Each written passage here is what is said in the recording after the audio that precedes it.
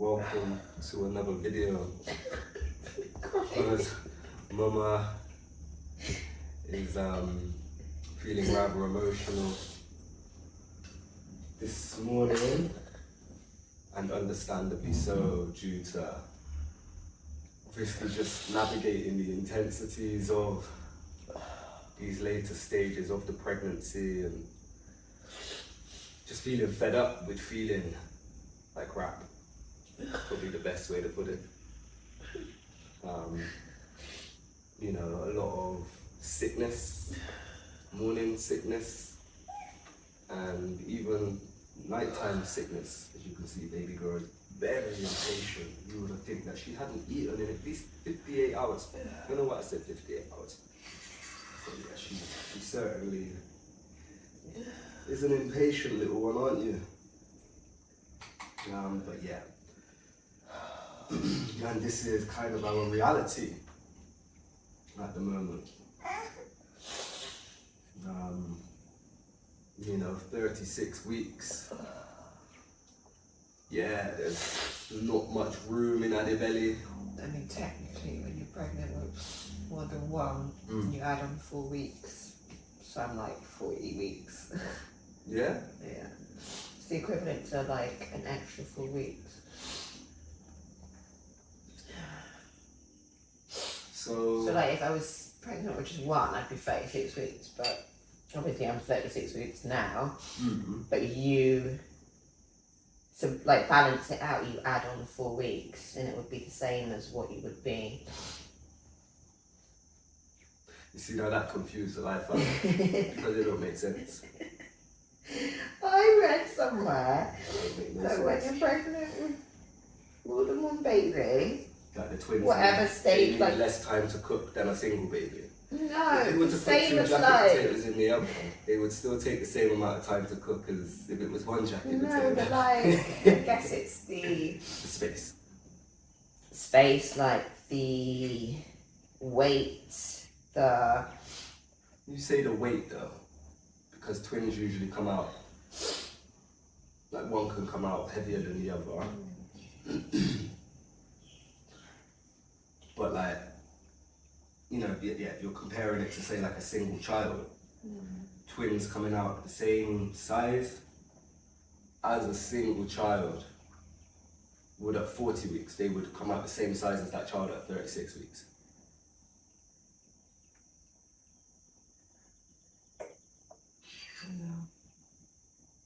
That's the only reason why it confuses me. Because in my head it's just like, huh? If anything, usually the more you have, the longer it would take. But obviously with biology and space and all of those factors there. I sent you that video of that lady, she said like her first pregnancy she had quintuplets. Second pregnancy she had quadruplets, and then the third she had triplets. Someone said, oh, just need twins now to... That's absolutely insane. It's fascinating to think what the female body... I genuinely think if someone was to have twins first time round, it would put them off having kids again. Because if you'd had twins before Amaya, nah. It would just been like never, ever, ever, ever, ever. Again. God damn. Is it nice? Yeah? I made this one with extra love this morning.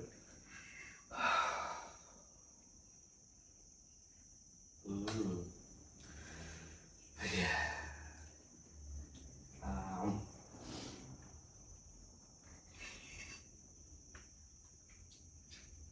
Is there anything that you want or need? To be sick. Just want to get it out. You find, because obviously it's been a week now, you've been maybe a bit longer, consistently morning, wake up, throw up, and then settle into the day. Which, is that from your own experience or knowledge and the research that you've done, is that something that is common? Yeah? Like with the research that I've done did state, fresh ice, did state that when you get to the later stages and your body starts to actually prepare for, labor, then yeah, that's nausea starts to become more prominent. Insomnia. Yeah, I didn't read that, but yeah. How did we get her hair there? I think I just brushed it off your face and it fell into your food. Yeah, like it said, your body starts to give signs that it is at that stage where it's like, okay, we close to the finish line, yo. And I think it's the idea of being mindful, cautious of, how severe the nausea and all of those symptoms that can surface, how severe they are, because obviously if they end up being quite severe, then that ends up being a concern. Making sure that, if you are having discharge or leakages, to be very mindful of it, because sometimes it can be is it the amniotic fluid? Mm-hmm. Check me out with the bars. Obviously, if that then starts to trickle through, then that can be a major risk.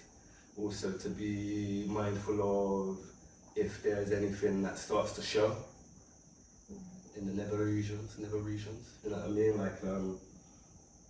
The umbilical cord could potentially, is that right? No, is it the umbilical? No, there's something, I can't remember what it is. Sorry? Your mucus plug? Mucus plug, yeah, boom. Yeah, that makes sense. That normally happens when it's, it can happen weeks before, or it can happen when it's time. But I don't remember, I noticed losing it with my. Just water's burst. Yeah. But yeah, so it's about being mindful in the respect of, if those things were to take place, because then that can lead to potential complications and infections and like that. So, for us right now, that's kind of where we are. We're just on this process of navigating through each day and just taking it as it comes. The idea of focusing on what we can control. So within the next few days, we've got a border run on Wednesday, and then when we come back from our border run, it will then be, baby, that is not acceptable behaviour. No. I don't understand for what reason you felt that necessary. Shit, something got on tongue. Food.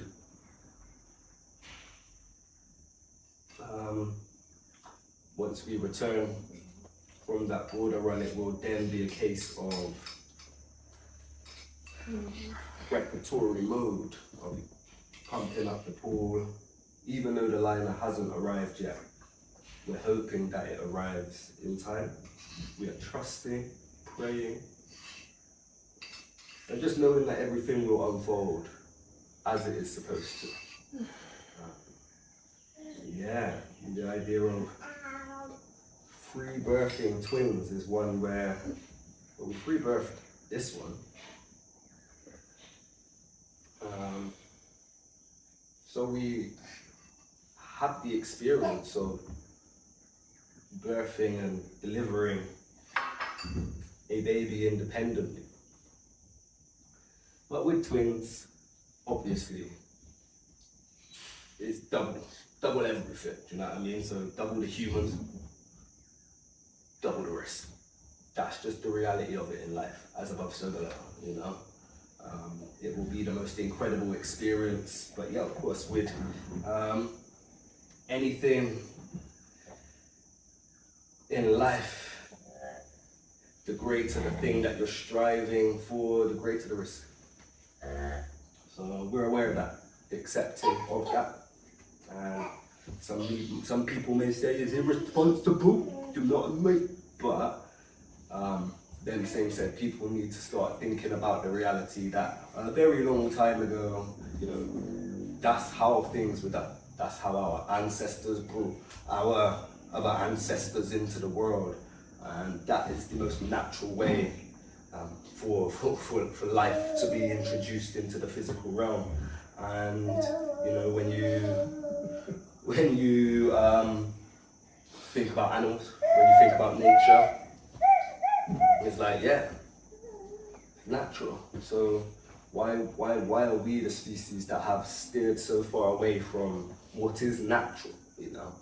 And that's just the reality for us right now. So yeah, each day as it comes. Each day as it comes. There's actually less risk to have a baby at home than there is to have a baby in hospital. Oh yeah, I truly believe that.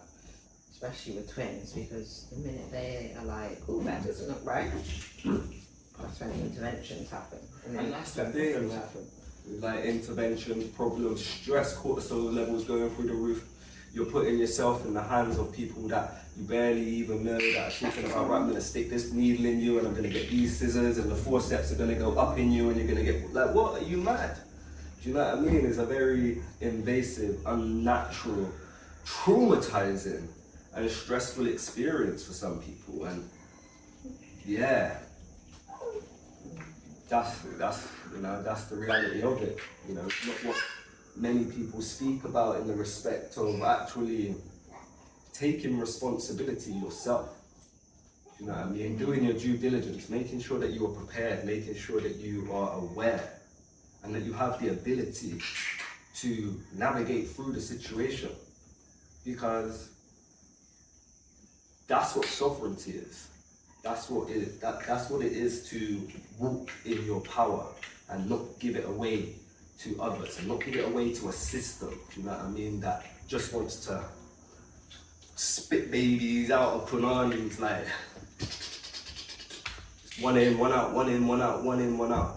Nah, not for us, thank you very much. So yeah, that is where we're at currently. But it is a new day, and we will be heading out in a little while.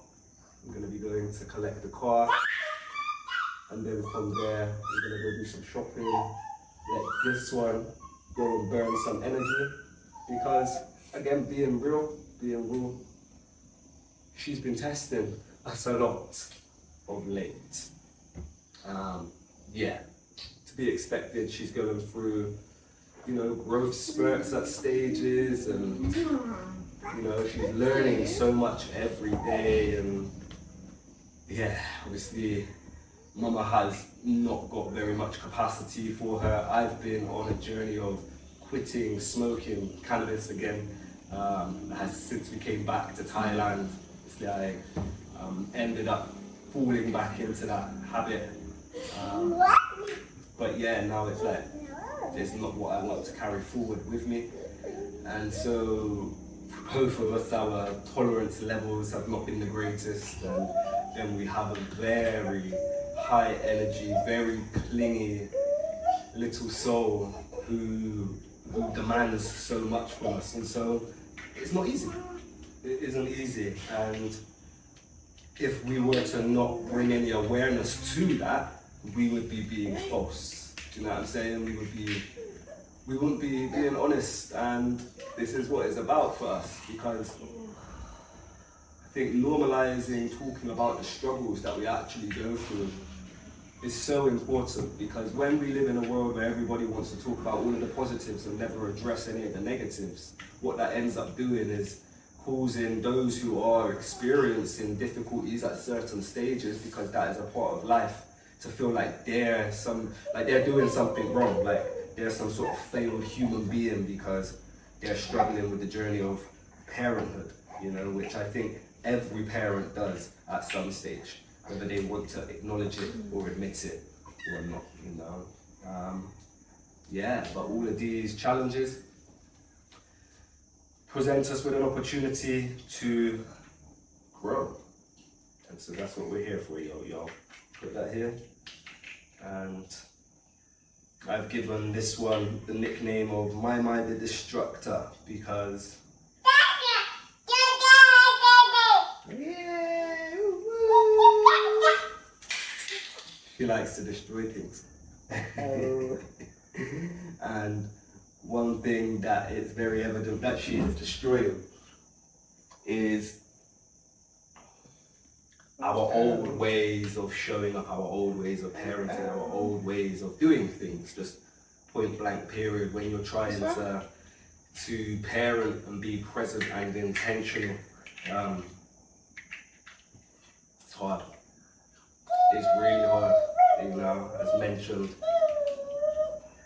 many times before, she doesn't have a tablet, she doesn't watch screens, you know, she will watch Karate Kid on the TV with us when we put it on, and Dragon Ball Z, and the Avatar, The Last Airbender. We're very intentional about what it is that we do actually put on, you know, knowing that she will end up consuming that in some way, shape or form. So with that, yeah, keeping her occupied and entertained is a whole different challenge in itself, but one that we are here for. But yeah. All right, I think for me, I'll go and collect the vehicle and then come back and we will head out in an hour or two once Mama's come through the wave of release. Excuse me, Amaya, you see it there? She don't even listen, like just complete ignorance. And I'm gonna be real, for me, it actually pisses me off. Like, do you know what I'm saying? To be like Amaya, and she doesn't want to acknowledge your voice to the stage where you have to bring the deep, loud tone for her to listen to you.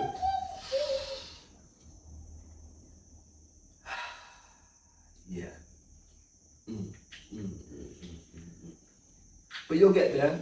One thing that I say is you're going to choose to learn the hard way, and we're just going to have to support that for you, aren't you?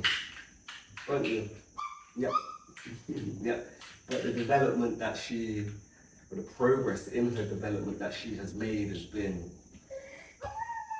it's been incredible, especially over the past couple of months since you guys came back from the UK. Yeah, she's developed that character-wise, the expression, even just little things like, Amaya, move now. You see it there? You see it on? Come sit down and play.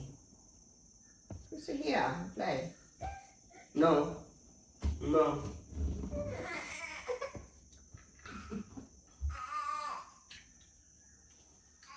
Yeah, you know, she's definitely become more communicative, not necessarily just with words, but like with body language. When she's hungry, she will take your hand and take you into the kitchen, you know, which I think is such a positive, because we're able to start understanding what it is that she actually requires from us in the moment. But let me tell you, this gentle parenting bullshit, I want that. Do you know what I mean? Because there is an importance for it in certain areas, but like everything in life, I think balance is necessary. Yeah. And, you know, try to be gentle with her to the stage where you give her the opportunity to be gentle parenting, but if she doesn't want to learn, then firm is the only option. And it's hard, man. It really is hard to find that balance, isn't it? But this one, yeah, you know, she is a character. She is charismatic. She is so funny, you know, very creative in some respects as well. You can watch how her brain works, how she processes certain things. But at the same time, again, highest highs are always met by the lowest of lows, because she is a very, I don't know what best way to put it. She's very challenging, You know, she has some real bratty tendencies, you know, them one. Because she's the only child. Only child, yeah. Not for long. And she's gonna have to learn fast, you know, because obviously 15 months going on 16 months, she's not spent a day or a night away from either me or mum since she's been born. She's not spent time with anybody. She's been with us completely. Do you know what I mean? Like, she only started going into other people's arms when she came back to Thailand 2 months ago. Prior to that, you know, she wouldn't feel comfortable going to people. She is stuck to your hip. And yeah, seen that video about the guy who said, you know, your children stress you out because it's natural. Like, it's natural that your children stress you out, and that is why the importance of community is just so important, because, you know, to have people around that can take some of the weight, you know, actually take some of the weight of the responsibility of parenting. Like, oh, I'll take her out for the day, or leave her with nanny and, you know, granddad or auntie and uncle, whoever, you know. We don't have that. We don't have that luxury. We don't have that luxury, and to be honest, the idea of, you know, like, my mum wouldn't even trust holding her for the day, do you know what I'm saying? Because again, it's making sure that the people that you do have around you will honor your, you know, the boundaries that you implement in your children's lives. So an example is, Amaya's never had no chocolate or sweets, do you know what I'm saying? And it's not a thing, she won't, do you know what I mean? But, you know, when my mum was in our life, she'd be like, oh, shall we just sneak her some chocolate? And she'd say to Tara, like, oh, we'll wait until, you know, dad's not around and we'll let her have some chocolate. And thankfully, Tara is very much firmly positioned in the same stance as myself of like, no, do you know what I mean? Because otherwise you end up having what it is that you're trying to promote, which is for the benefit of her development, overridden by somebody who thinks that they know better when they don't. Do you know what I mean? So it's very hard, because when you live a life so intentional, who can you trust? You know them one day. So yeah. Anyways, people, Mama's gonna go and do what she needs to do. And I go get acquainted with the sink. Is that right? Is that right? You have a tooth coming through now, and I can see it. That's for this video. Thank you for watching. Be sure to stay tuned for our next video, as we will be sharing how our day unravels. But we just wanted to give you a little update to where we're at. This is raw and rooted. We're not here to fabricate and make everything look like it's all fairies and roses and fuck that. Do you know what I'm saying? We're here to share the raw and the real, because we're not deceiving. We're not deceiving. We're leading with love, with truth, and with intention. So, with that being said, like I say, stay tuned for the next video. It's nothing but peace, love, and power. And we'll catch you on the flip side.